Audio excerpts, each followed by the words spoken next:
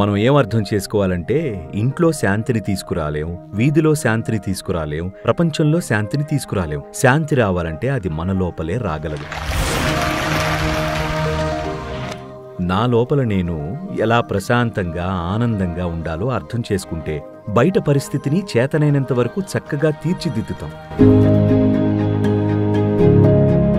బయట ఎప్పుడూ ఏమీ తప్పు జరగట్లేదు. లేదు, మా ఇంట్లో అందరూ అరుస్తూ ఉంటారు అంటారా? అరుస్తున్నారు అంతే.